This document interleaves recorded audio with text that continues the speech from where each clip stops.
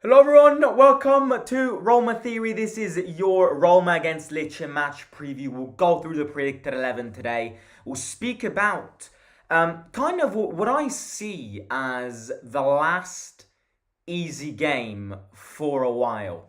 Yeah, I mean that. This is probably going to be the last, if we can call it an easy game, before a very complicated calendar, before a very complicated tour de force, um, let's call it.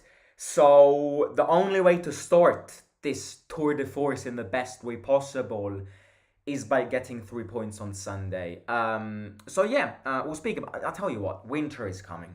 It's cold today. I am freezing. I don't know about you guys, but I'm absolutely freezing today. I don't know what it is. It's been raining all day, non-stop. Um, we've got a massively important game on Sunday against a side which turned out to be a very interesting side in the first game weeks, but then they kind of fell back in their own reality. I don't even know. I don't even know why and how Lecce was fourth for a period of time. I don't think they even know themselves how they were fourth for a period of time. They've fallen back in their own dimensions now. They've weakened. They are not living a good moment of form. They actually just got thrown out of the Coppa Italia on Wednesday, and that will definitely play on our side because this week it's not us who played midweek, it's them. So that can't be an excuse if we drop points on Sunday. Lecce coming from a defeat in Coppa Italia. It took a lot of time. They lost in the 94th minute or something like that. So it was a very long game against Parma. They got thrown out. They're not living a good moment. I think their entire team has drastically weakened. It's the chance. It's not the chance. It's the moment to do it. I've mentioned this a few days ago.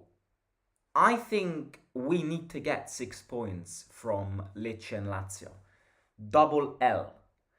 We need 6 points, and it's not easy to get 3 points in derbies, but I think we need to get 6 points in our next two games. It's a must because you look at our calendar and it's not promising.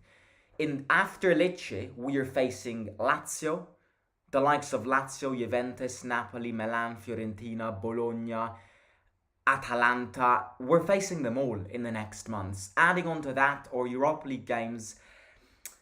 Yeah, it's kind of that game to start this calendar up. But again, let's speak about them for a second. They played midweek. We already said about that. Um, let's speak about them. I think their manager is one of the most not overrated because people don't rate him, but I think their manager is one of the worst managers in this entire league. I think wherever he's been, he's never left a mark. Wherever he's been, he's always managed weak sides, but he's never really given massive identities to to his teams. Lecce had a surprising transfer window. They bought Kristovic, who is half Serbian, half Montenegrin player. And he started the league very, very well. He was bagging goals after goals. Then he kind of, again, he slipped up in these last games. Their biggest players, you can read from the screen, is in fact Strefezza. He's coming from a wonder goal this Wednesday against Parma in the Coppa Italia. So yeah, overall, there are weak sides. I mean, you look at their formation. Let's look at how they played their last game in the league, which was against Torino at home, and they lost 1-0. So they're a team which play with a 4-3-3. They've obviously got a very physical defense because one of their centre backs is a very physical centre back, Baschirotto. They've got a great goalkeeper, Roma fan, one of the names which I would love to see as our post goalkeepers post Rui Patricio. They've got Falcone in goal. What I was saying before about successful transfer windows. When I mean successful transfer windows, you look at their budget, you look at their team, you look at their interior organization, and they're a team which need to gamble on players. And they bought two very interesting players, which up until game week 7, were playing phenomenally well. Alchemist and Kristovic. Um, they, again, as I just said, they've slowed down now. They're not scoring as many goals. Lecce aren't winning as many games. So this is a game. This is a game we have to win. I mean, we're playing at home. I actually predicted Lecce to be relegated at the start of the season, and I'm not changing my prediction. I think Lecce is one of the weakest sides in this league. They started well, but you look at their team, and it's a weak side. It's a weak, yeah, maybe not relegation, but Lecce is gonna suffer not to get relegated despite this good start. It's a weak side. We've got a far better team than them. This is a game we have to get 3 points from. There isn't really much to say in these games. It's just I would accept nothing other than a win, and I'm pretty sure everyone here won't accept anything else than a win. Um, it's a must. We need to climb positions. Inter are playing against Atalanta, so hopefully Atalanta can lose points. Lazio are playing tonight against Bologna. It's 0-0 at half time, so hopefully both Bologna and Lazio or one of them can lose points. Again, another game week where we have to try and capitalize because we've got a very easy game in compared to our opponents. So yeah, we have to win. We definitely have to win. But that brings us on to us. We're coming from, I consider it a bad game against Inter. We haven't created much in that game. We intended to park the bus and get the 0-0. It didn't work out. We lost 1-0. We were building momentum. And again, this team has improved. This team has definitely, it's not the same team that lost to Genoa or lost to Verona anymore. This team, after those performances, definitely had a self-check. They have improved, but again, the consistency isn't good enough. And once again, that's the most important things to improve on. But other than that, if you forget that Inter game, Roma was living a healthy state. We came from quite a lot of consecutive wins, league-wise and Europa League-wise. So yeah, again, we've got Lazio next weekend, so it's very tempting to obviously start focusing on those games, preserve players for those games. But we've got 2 games before that derby, and one of them, especially Sunday, is a very important game because we can't lose more points, especially against these teams. We can't lose more points in this league, which is complicated. It's a complicated league because there's a lot of interesting teams out there which play good football, which fight against each other. It's a complicated one. It's a complicated league this season. So, as I just said before, I will accept nothing other than 3 points. And in fact, may I add, a solid performance that leads to 3 points. Again, a win is a win. I'm obviously not going to complain if we win 1-0. But this is a game that we shouldn't win 1-0 with the talent that we have and with our biggest player who will be back on Sunday. DYBALA's back. Lukaku back at the Olimpico to try and forget that San Siro night. Yeah, we've got a way more talented side than them. So I'm expecting 2-0, 3-0. And that's what I think everyone here expects. Good talent, but no good if you can't play a 90-minute game, says King. I believe we're speaking about DYBALA here. He's in. I mean, look, we know he's injury prone. And there's been this. I just want to mention this because I forgot to mention this yesterday. There have been multiple Roma fans which got pissed at DYBALA because he commented underneath Juventus's post wishing them a happy birthday with a black and a white heart. And there have been Roma fans which actually wrote underneath DYBALA's last Instagram posts, "Leave Roma," because he did that. I mean, sometimes I just don't understand how stupid some fans could be. That guy played 8 years at Juventus. Isn't it normal for him to wish a happy birthday? Maybe the thing which triggered fans is the fact that he sent hearts, but I mean, if we get mad at players who wish happy birthdays to their past teams because he spent 10 years there and won a lot there, then what is our expectation really turned out to be? I just don't I just don't get it. It makes no sense. Fans, yeah, being mad at him because he wished a happy birthday to Juventus. He's played for Juventus for 10 years. He was one of the best players in the world at Juventus. Won league titles after league titles. It was Juventus's birthday a few days ago. It's not that surprising to me. But yeah, DYBALA will be back, which is big. In fact, I'm going to predict this now. DYBALA to score, back from his injury, back impacting games, preparing for a very tough calendar. So yeah, I'm predicting a Lukaku and a DYBALA goal. I think we'll win this game. I think we'll win this game scoring more than one goal. And yeah, that's us. Renato Sanchez is also back, but he's not going to start, and he can't start this game because he's not 100% back. And we know how fragile he is. I mean, to the extent that if you put him in for 10 minutes, then he could get re-injured. So Renato Sanchez is back. I mean, look, you'll probably get the last 10 minutes, depending on the result, which is good. DYBALA, I expect him to start this game, but not play 90 minutes. Spinazzola's out, and all of that. Right, I mean, let's move on to the predicted 11. In the meantime, please smash the like button if you haven't already. It supports this channel a lot. So if you're enjoying this match preview, please click that thumbs button down below. Right, let's move on to predicted 11. There's no point in me talking about players if I don't show you this. This is my predicted 11.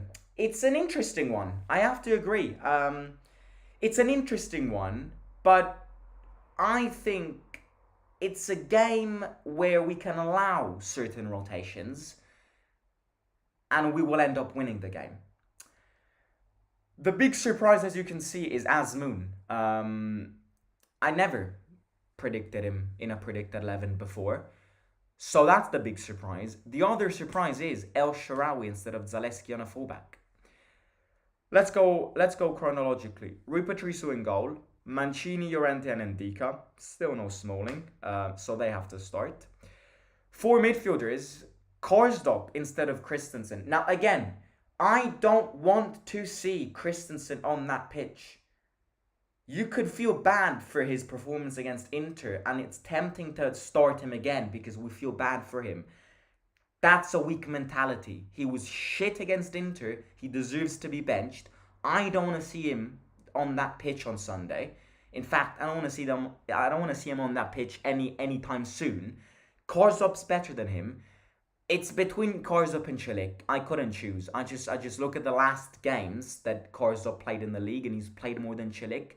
So it suggests to me that maybe Mourinho prefers him. But it could be him or Cilic. It just won't be Christensen, and it can't be Christensen. So Karsdorp on the right back. I've gone with El Shaarawy on the left back. It's not his position. It's not his position, and he can't play in that position. But sometimes I ask myself, is El Shaarawy in a weird position which isn't his position better than Zalewski at fullback? And sometimes the answer is yes. Sometimes it has to be yes.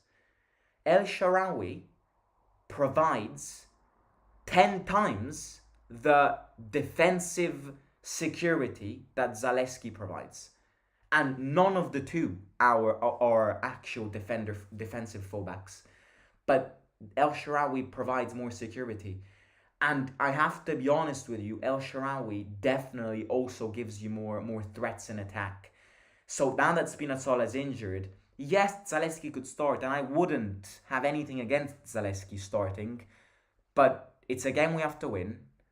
They've got Almqvist on that side. Zalewski is a massive liability. Start El Shaarawy. That's the way I see it. Even though it's not his position, we lack squad depth on that side, especially if Spinazzola gets injured. But yeah, just start him there. In the middle, I've gone with Cristante and Bove. Paredes is not available for this game because he got too many yellow cards. So he's missing this game, which basically confirms our midfield duo, which is going to be Bove and Cristante. In fact, I'd probably say that Bove and Cristante and Lukaku, but looking at that midfield, Bove and Cristante have been the two best players from game week 1 to game week 10 in this Roma start to the season. Um, if I have to use one player in our team to describe um, this if I had to use one player in our team to kind of and choose the best player in the sense in the word Roma, I'm gonna go with Cristante. So yeah, Cristante and Bob are living a good moment, so it has to be them two. And then up front is where the interesting part comes, because I think we will switch from two strikers and one creative midfielder to two creative midfielders and one striker. Lukaku up front, and I'm gonna go Dybala. Dybala is apparently gonna start, and Azmoun next to him. It could be Awar, but Awar's not been playing phenomenally lately. We might as well give Azmoun his chance. That's the way I see it. Might as well. Awar, apart from that goal against Cagliari, Awar has been, up to now, he's turned to be a flop signing. Give Azmoun his chance. It can be his game. He scores goals with the Iran national team. Maybe he can score a few goals in these games too. So that is my predicted 11. Let me know in the chat if you agree with it, if you would change anything, and if you think it's correct. Right, let's read some comments and then I'll end the stream. By the way, what's Lazio doing? Are they still losing? I think it's halftime, 0-0.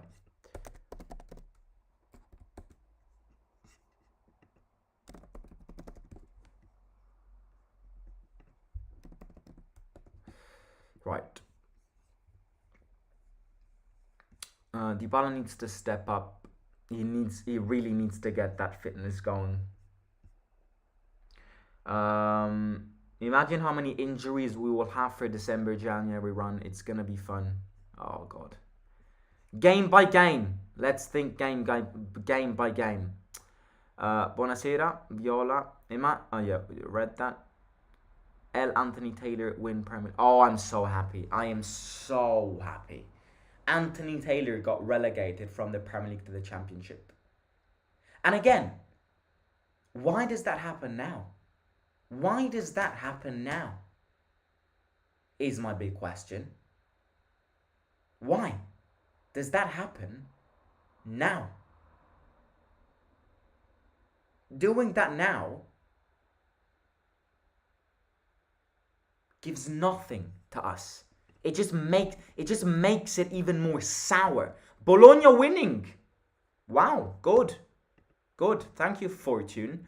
Thank you for the update. Good. I mean, look, Bologna, yes, are higher than us, and if they win, they will get 3 points, and they're currently in top 4 positions. But you look at the two sides, and Bologna Bologna's an incredible team. They've improved so much. Bologna are the Brighton and Hove Albion of the Italian league. But you look at the long-term run, and Lazio could be a way bigger threat than Bologna. So we might as well, hope that... obviously, we hope that Lazio lose every time. But, yeah, on the long term, Lazio are way more of a threat than Bologna. Bologna will end up dropping points in the future. So, yeah, it's good that Bologna's winning. Not complaining. I'm back at the Olympic on Sunday, and I can't wait. Nice. Refreshing to see a Romanista that doesn't bash the team and Mourinho after every defeat. Keep it up. No, look, I've said it every time. I've said it yesterday. Yesterday we did a long stream. If people don't want to hear criticisms, they can change channel. Because I won't change the person I am. When we play bad games, I am going to criticize the players, the manager, and the ownership. So, I know a lot of fans here don't like when I criticize Mourinho. But when we lose, criticisms are going to be held. If you don't like that, change channel. I've said it. If we win, I'm going to praise the team. And I've said this yesterday, but I'm going to say it again. A lot of people think I am Mourinho out because I've been criticizing him a lot lately. Ask yourself this question. Can you criticize the manager while not wanting him sacked? Ask that. Of course you can. I'm the first one to say Jose needs to end the season, because if we change manager now, it would be disastrous.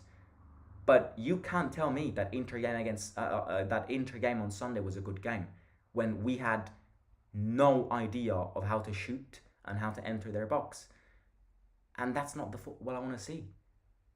So I appreciate that comment, but you know, when we play bad, you criticize. Constructive criticisms. When you play well, you don't.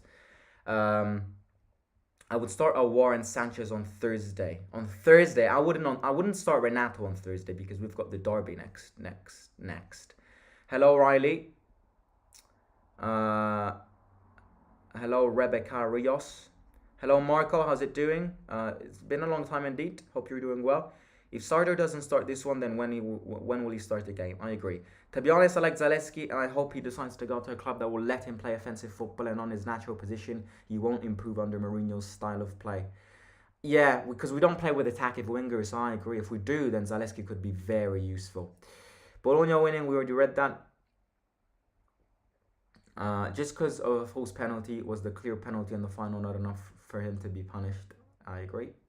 Calafiori is doing incredibly well. The fact that we sold that guy gives me nightmares. It really does. Yeah.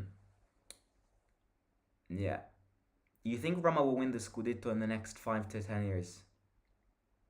The next 5 to 10 years, mate. I hope so. I hope so. You know how much 5 to 10 years is? I mean, in 5-10 years, you could have a completely different world of football. You never know. In 5 to 10 years, maybe we'll have Elon Musk as our owners. You never know. 5 to 10 years, yes. Come on. Has to happen. It's been too long. But before 5 years, no, I don't think so. Right, I'm going to catch you tomorrow. Jose's press conference tomorrow. So looking forward to that one. And on Sunday, tutti allo stadio. Sempre Forza Roma. Catch you tomorrow. Don't forget to smash the like button. Subscribe to the channel. I hope you enjoyed it. I definitely have. Yeah, hit the like. Subscribe as well. Hope you enjoy your Friday evening. And hopefully Bologna win against Lecce tonight. Let me know your thoughts on this match preview and on this game. Talk to you soon. Simo out.